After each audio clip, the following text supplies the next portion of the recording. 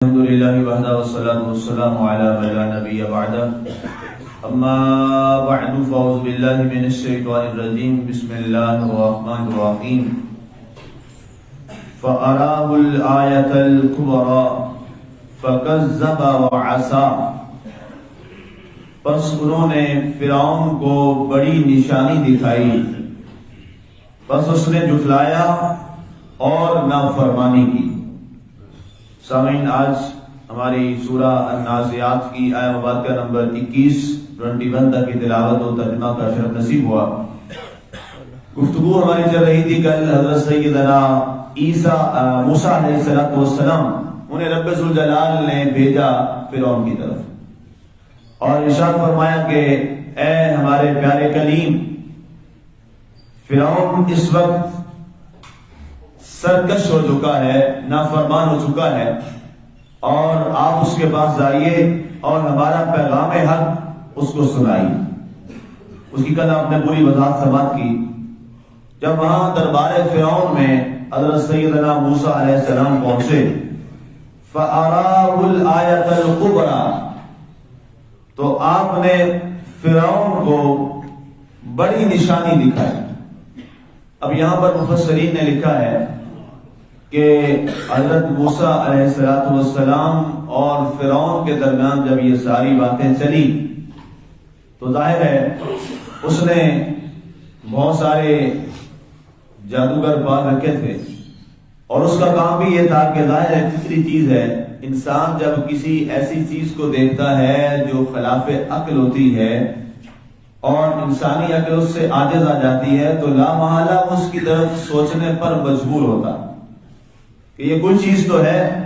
مثال کے طور پہ ایک میجیشین ہوتا ہے، جادوگر جو ہوتا ہے، جب وہ کوئی ایک کرتب دکھاتا ہے تو جو شخص اس کے کرتب سے واقف نہیں ہے، اس کے جادوگری کے علم سے واقف نہیں ہے، تو ظاہر ہے وہ تو ایک دفعہ جھلا جاتا ہے کہ یہ کیا ہے۔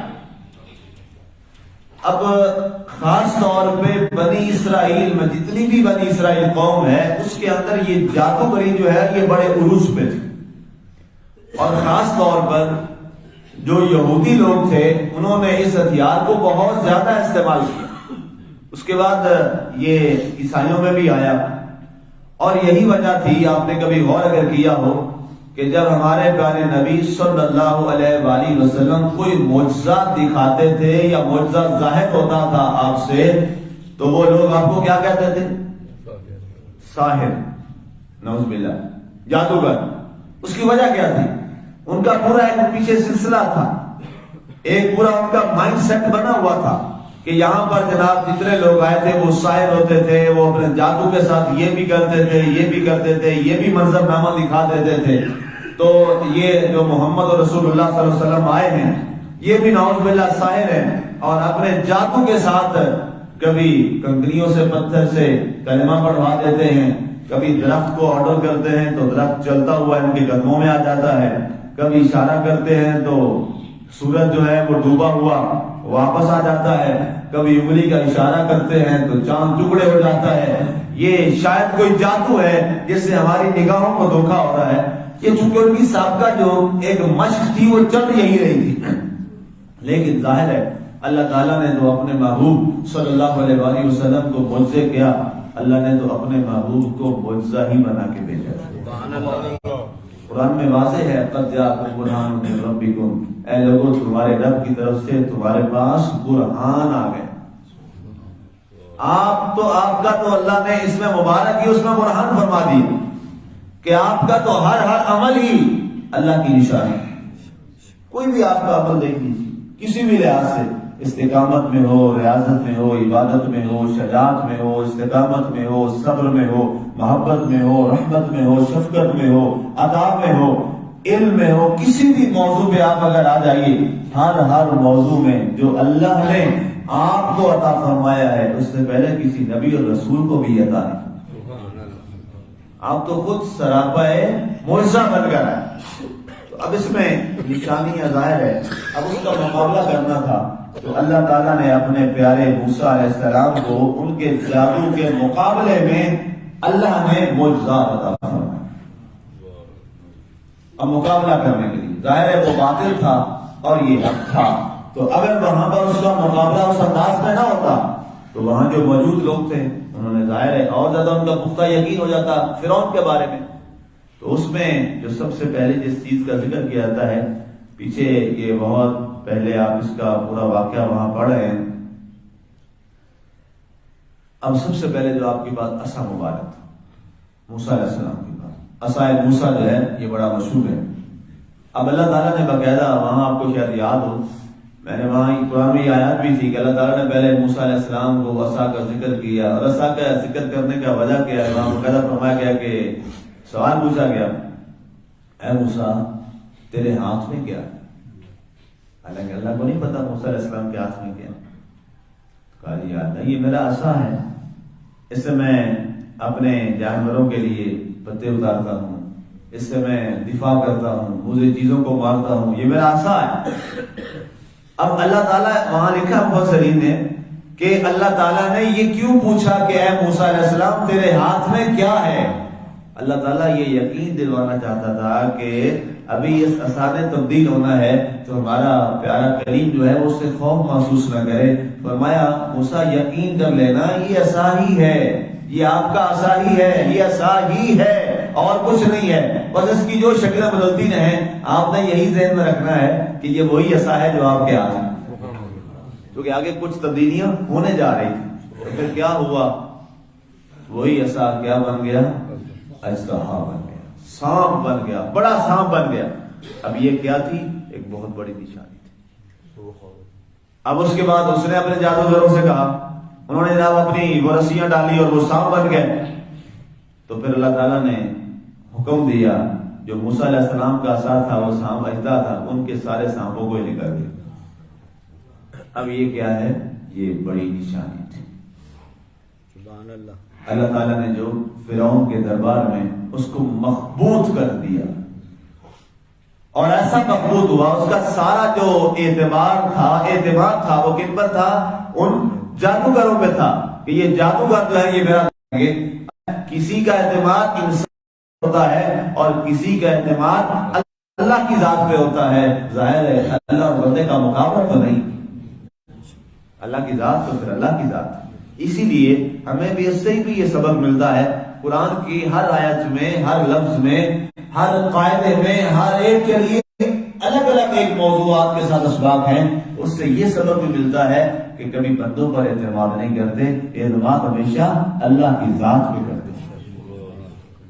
اور جو شخص اللہ کی ذات پہ اعتماد کرتا ہے، یقین کرتا ہے، قرآن کا یہ اعلان ہے، اللہ تعالیٰ نے ارشاد فرما دیا ہے، وَمَن يَتَوَكَّلْ عَلَى اللَّهِ فَهُوَ حَسْبُهُ، جو اللہ پر پھر توکل بھروسہ کرتا ہے، اعتماد کرتا ہے، اس کے لیے پھر اللہ کی ذات کافی ہے، وہ پھر ذات کافی ہے، اور وہ یقیناً اس کے لیے ہر معاملے میں درستی ہی فرماتی ہے، اور اس کو کبھی پھر وہ زیر نہیں ہونے دیتی۔ ایسے ہزاروں واقعات آپ کو مل جائیں گے تاریخ میں، بے شمار واقعات، کتابیں بھری پڑی ہیں کہ جس نے جس زمانے میں اپنے مالک پر، رب پر بھروسہ کیا اور باقی چیزوں کو چھوڑ دیا، اللہ تعالیٰ نے اس کو فتح و کامرانی سے مزین فرما دی۔ بڑے بڑے ہمارے جرنیل اسلام کی تاریخ میں، بڑے بڑے، جن میں جناب حضرت سیدنا صحابہ کرام میں آ جائیں، حضرت سیدنا خالد بن ولید رضی اللہ تعالیٰ عنہ، اس کے علاوہ آپ تاریخ میں آ جائیں حضرت طارق بن زیاد رحمۃ اللہ تعالیٰ علیہ، حضرت نور الدین زنگی رحمۃ اللہ تعالیٰ علیہ، جناب صلاح الدین ایوبی رحمۃ اللہ تعالیٰ علیہ، یہ وہ ہمارے جرنیل تھے۔ یہ اسباب بہت ان کے پاس تھوڑے تھے ظاہری طور پر، لیکن کیا تھا؟ دل کا یقین اتنا پختہ تھا، ایمان اتنا مضبوط تھا کہ اس ایمان کی بنیاد پر اللہ کی ذات پر بھروسہ اور یقین اتنا تھا کہ یہ جناب کود پڑے اپنے مخالف اور دشمن، اسلام دشمن کے مقابلے میں، اللہ نے انہیں فتح و کامرانی سے نوازا۔ طارق بن زیاد والا معاملہ انسان آج بھی ہل جاتا ہے، اور انسان ایک دفعہ سوچتا ہے کہ یہ فیصلہ کیا انہوں نے فیصلہ کیا۔ جب انہوں نے کہا تھا کہ کشتیاں جلا دو، اندروس والے معاملے میں کشتیاں جلا دیجیے، تو سب نے کیا کہا تھا کہ آپ یہ جو معاملہ کر رہے ہیں، آپ ظاہر ہے ہمارے کمانڈر ان چیف ہیں، آپ جو فیصلہ کریں گے ہم تو عمل کریں گے، لیکن یہ معاملہ درست نہیں ہے، عقل کے مطابق ٹھیک نہیں ہے، اگر ہمیں واپس آنا پڑا تو آپ جو ہماری کشتیاں ہیں، سمندر ہے، آپ نے اسباب کو ہی آگ لگا دی، تو واپسی کیا ڈوبنا ہے، کیا کریں گے؟ تو آپ نے فرمایا تمہارا کیا ارادہ، واپسی کیا ہے؟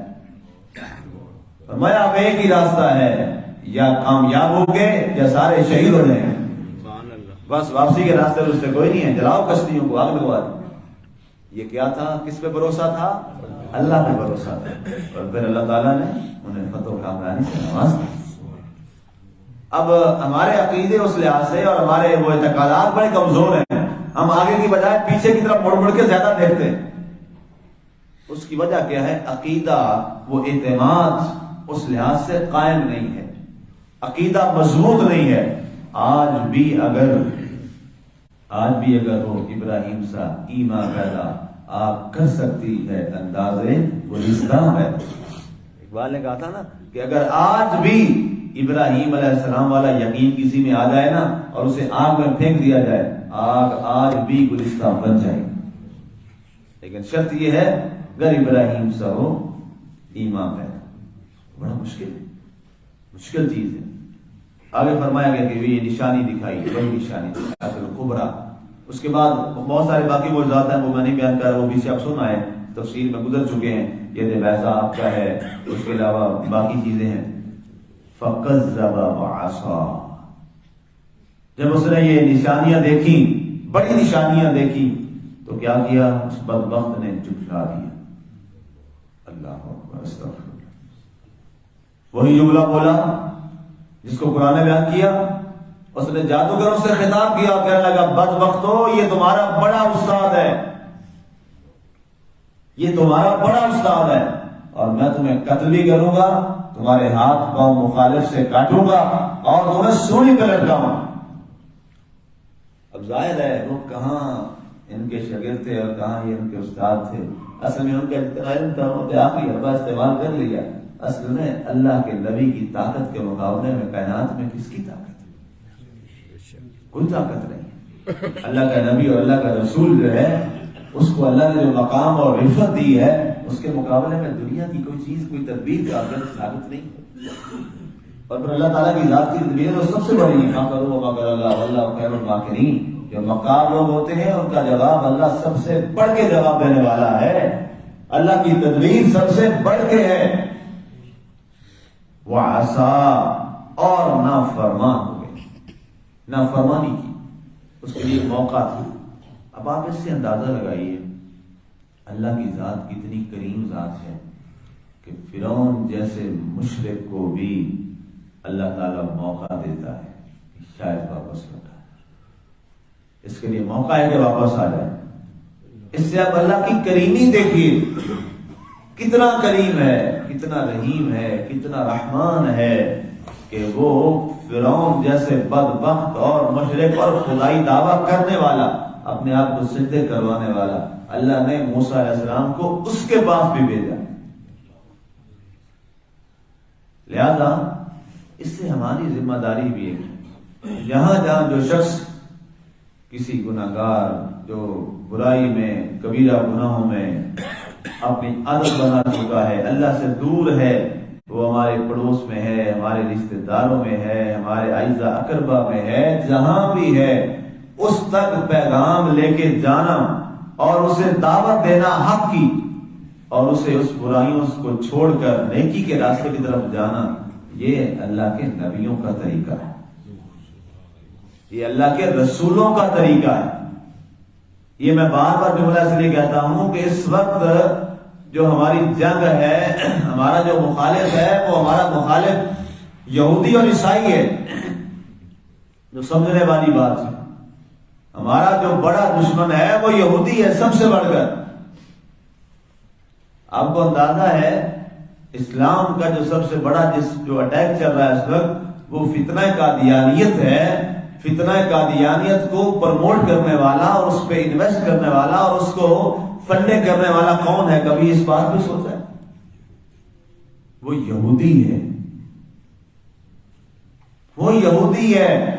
یہ سارا فتنہ بھی تیار کرنے والا یہودی ہے۔ غلام احمد قادیانی منشی تھا ان کا، وہاں سے اس کو پروموٹ کیا۔ یہودیت اور عیسائیت بعد میں آگے عیسائیت کو رکھا. یہودی بہت تیز ہے، فرنٹ پہ عیسائی کو رکھتا ہے، پیچھے سارا جو تھنک ٹینک ہے وہ یہودی کا. ہمارا بڑا دشمن جو ہے وہ یہودی ہے، سب سے بڑھ کے ہمارا دشمن یہودی ہے. عیسائی اس کے بعد آتا ہے. عیسائی کو تو استعمال کر رہا ہے، اصل ہمارا جو دشمن ہے وہ یہودی ہے. اور آج تک وہ یہ کہہ رہا ہے کہ ہمارا مسیحا آنے والا ہے. نعوذ باللہ، وہ دجال کو اپنا مسیحا کہتے ہیں دجال ہمارا ابھی آنے والا ہے اور ہم اٹیک کریں گے سب سے پہلے مدینہ منورہ پہ اور اپنی وہ کھوئی ہوئی اور قبضہ کی ہوئی پراپرٹی واپس لیں گے. بتائیے مدینہ منورہ سارا یہودیوں کے پاس تھا. اب وہ کہتے ہیں انہوں نے ہم سے چھینا ہے، ہم واپس لیں گے. اور ان کا پہلا ٹارگیٹ جو ہے وہ کیا ہے؟ مدینہ النبی صلی اللہ علیہ وآلہ وسلم. اور اس کے لیے وہ پوری تیاری کر رہے ہیں ہر لحاظ سے. افسوس یہ ہے کہ مسلمان کو ابھی تک اپنے دشمن کا اندازہ نہیں، اور مسلمان کو پتہ ہی نہیں ہے میرا دشمن کون ہے. ہم اپنوں کے ساتھ لگے ہوئے، ہم چھوٹی چھوٹی لڑائیوں میں پھنسے ہوئے ہیں اپنوں کے ساتھ. میرا اس سے یہ لڑائی ہے، میری اس سے یہ لڑائی ہے، میری اس سے یہ لڑائی ہے، میری اس کے ساتھ یہ اختلاف ہے، یہ اختلاف ہے. ہماری لڑائیاں، وہ مسلمان کی لڑائی مسلمان کے ساتھ لگ گئی ہے. افسوس یہ ہے، اور یہ بھی اس کی سازش ہے. اور وہ خوش ہے، بڑا خوش ہے کہ شکر ہے مسلمان آپس میں سے وہ کاٹی باٹی جا رہے ہیں. ہمارا دشمن پہچانیے، ہمارا دشمن مسلمان نہیں ہے. ہمارا مسلمان تو بھائی بھائی ہوتا ہے. ہمارا دشمن کون ہے؟ یہودی. ہمارا اصل دشمن یہودی ہے. ہم نے اس کے خلاف لڑنا ہے، اور اس کے خلاف لڑنے کا ایک ہی طریقہ ہے، اس عقیدے، نظریے، یہ سوچوں سے نکلو. یہ اسی نے ڈیولپ کیا. بھائی ہر ایک کا معاملہ ہے جی میں کیوں کہوں، جو برائی کر رہا ہے کرتا رہے. یہ جملے بولتے ہیں کہ ہم نہیں بولتے؟ بتائیے ایمانداری سے، بتائیے یہ قرآن کے خلاف ہے کہ نہیں؟ واضح خلاف ہے. جب پتا ہے یہ واضح قرآن کے خلاف ہے، پھر سارے ہم یہ جملے بولتے ہیں کہ نہیں بولتے؟